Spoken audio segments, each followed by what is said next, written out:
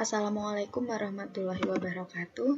Yang saya hormati Ibu Eka Rini Nurhayati selaku coach, Ibu Pratiwi Handayani selaku mentor, dan juga teman-teman peserta Latsar Gelombang 8 Angkatan 57 khususnya kelompok 1 yang saya hormati, saya sayangi, dan amat saya banggakan.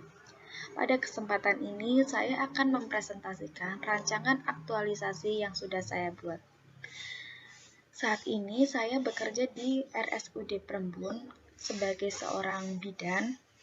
Sekilas tentang RSUD Prembun. Jadi RSUD Prembun berdiri sejak tahun 2016 sampai sekarang.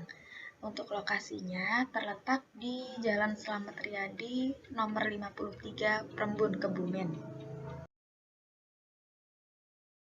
Untuk visi RSUD Prembun yaitu menjadi rumah sakit rujukan spesialistik yang profesional, terjangkau, dan ramah lingkungan.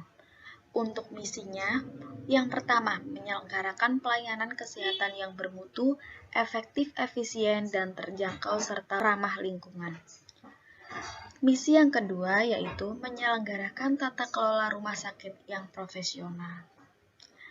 Untuk moto RSUD Prembun yaitu sehati. Sehati kepanjangannya yaitu sigap, empati, handal, akuntabel, transparan, dan inovatif. Adapun untuk tata nilainya ada keikhlasan, keramahan, kerja keras, kedisiplinan, dan kejujuran. Berdasarkan Peraturan Bupati Kebumen Nomor 58 Tahun 2020 Pasal 6 Ayat 1, tugas dari Rumah Sakit Umum Daerah yaitu menyelenggarakan pelayanan kesehatan perorangan secara paripurna dan upaya rujukan. Masih dengan peraturan yang sama, fungsi dari Rumah Sakit Umum Daerah yang pertama, perumusan kebijakan teknis di bidang pelayanan kesehatan, pelayanan penunjang dalam menyelenggarakan pemerintahan daerah di bidang kesehatan, penyusunan rencana dan program, monitoring, evaluasi, dan pelaporan di bidang kesehatan, pelayanan medis, pelayanan penunjang medis dan non-medis, pelayanan keperawatan, pelayanan rujukan, pelayanan pendidikan dan pelatihan.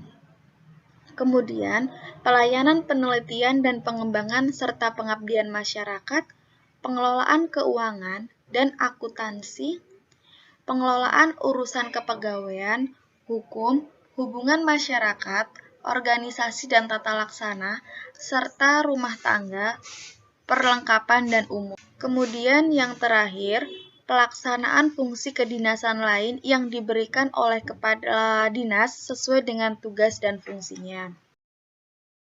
Kemudian untuk tugas dari bidan ahli pertama sesuai dengan posisi dan jabatan saya saat ini berdasarkan Peraturan Menteri Pendayagunaan Aparatur Negara Reformasi Birokrasi Nomor 36 Tahun 2019. Yang pertama, melakukan asuhan pada ibu nifas fisiologis, melakukan persiapan pre-operasi obstetri ginekologi, memberikan KIE tentang kesehatan ibu dan anak, melakukan pelayanan neonatal pada 6-48 jam pasca kelahiran, memfasilitasi konseling kesehatan reproduksi, memfasilitasi konseling keluarga berencana, kemudian melakukan screening pencegahan penularan HIV, sipilis, hepatitis B dari ibu ke anak, dan yang terakhir yaitu melakukan tugas jaga shift malam. Instansi saya bekerja khususnya di Bangsal Tulip, yaitu Bangsal Kebidanan, saya menemukan beberapa isu. Yang pertama, terkait dengan penata laksanaan mobilisasi dini pada pasien pos-SC masih belum optimal. Jadi pasien mobilisasi dini pos-SC tidak terpantau dengan baik. Kemudian terkait dengan penata laksanaan mobilisasi dini pasien pos-SC belum ada SPO-nya. Yang terakhir, untuk edukasi pada pasien pos-SC masih belum menggunakan media bantu untuk edukasi. Jadi Bidan menjelaskan kepada pasien dan keluarga pasien tanpa menggunakan alat bantu. Isu kedua yaitu terkait dengan kepatuhan pasien dan penunggu pasien dalam menggunakan masker masih rendah. Untuk saat ini, SOP orientasi pasien baru belum disesuaikan dengan kondisi pandemi saat ini. Jadi, pada saat melakukan orientasi, tidak dijelaskan untuk menggunakan masker, kemudian bagaimana cara menggunakan masker yang betul, itu belum dijelaskan kepada pasien dan juga penunggunya. Nah, kemudian untuk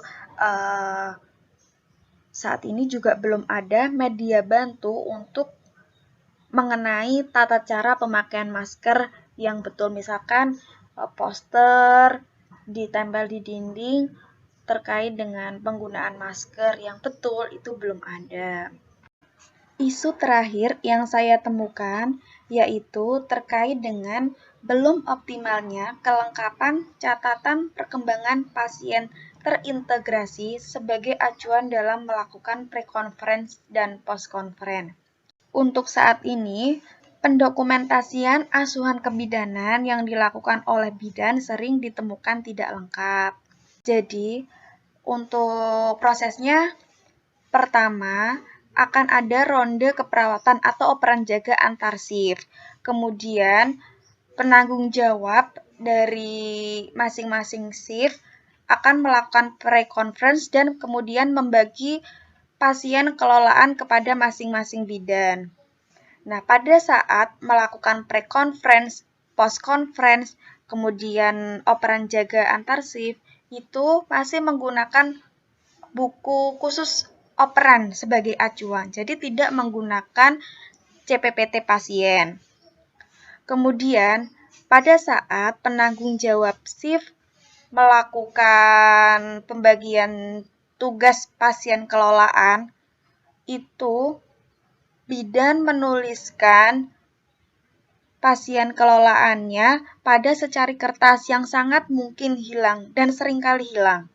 Pada secari kertas tersebut, bidan menuliskan siapa pasien kelolaannya, kemudian program-program apa yang harus dilaksanakan dalam satu shift ke depan. Misalkan terapinya apa, kemudian yang harus dilakukan apa, itu ditulis pada secari kertas tersebut.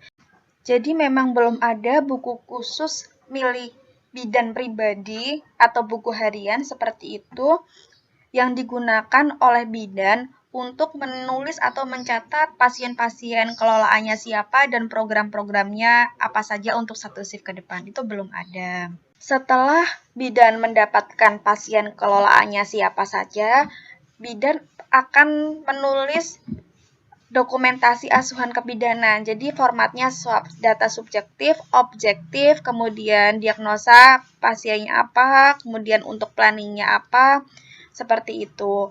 Namun beberapa data, misalkan data objektif, itu diperoleh ketika akhir shift, seperti misalnya bayi, untuk pasien bayi, apakah bayi sudah buang air besar, bayi sudah buang air kecil, itu ditemukan akan diperoleh setelah satu shift seperti itu, karena bisa jadi di awal shift bayi itu belum buang air kecil, tapi nanti di akhir shift itu bayi sudah buang air kecil kayak gitu. Jadi ketika dituliskan, karena dituliskan di awal, seringkali pada akhir shift bidan lupa untuk menambahkan kalau bayi tersebut sudah buang air kecil. Nah, itu kan sangat berpengaruh untuk perawatan selanjutnya. Contoh lain misalnya pada pasien ibu. Sama oleh bidan itu sudah dituliskan di awal shift berapa cc jumlah perdarahan dari pasien tersebut. Itu masih dikosongkan untuk angkanya.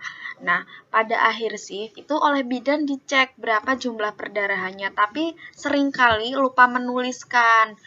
Jadi tidak terdokumentasi berapa jumlah perdarahan selama satu shift, seperti itu. Dari 3 isu yang saya temukan di instansi tempat saya bekerja saat ini, saya melakukan analisis menggunakan teknik USG, urgency, seriously, dan growth.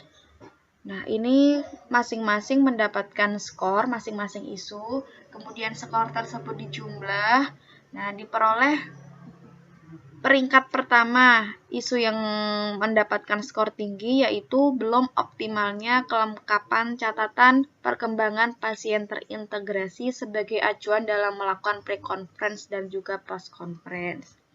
Dari isu terpilih tersebut, kemudian saya analisis menggunakan diagram fishbone terkait dengan penyebabnya.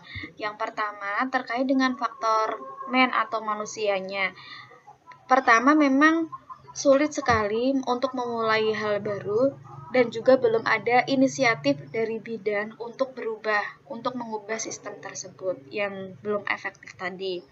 Kemudian dari material atau bahannya, untuk saat ini belum ada alat bantu sebagai acuan penulisan CPPT tersebut. Jadi masih menggunakan kertas yang sering kali hilang. Jadi untuk dokumentasinya itu menjadi tidak lengkap karena lupa tidak ada buku acuannya.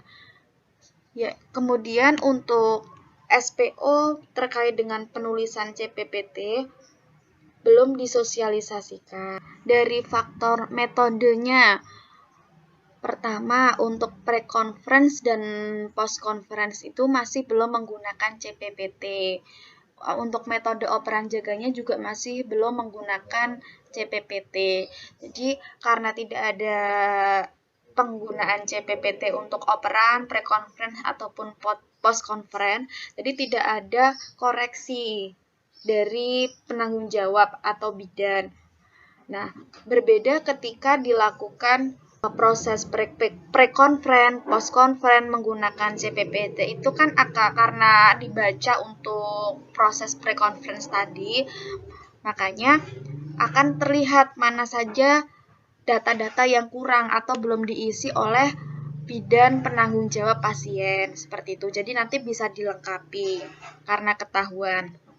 Dari sisi lingkungan, untuk saat ini memang belum ada evaluasi dan juga sanksi terkait dengan bidan siapa yang belum melakukan pendokumentasian acuan kebidanan dengan lengkap.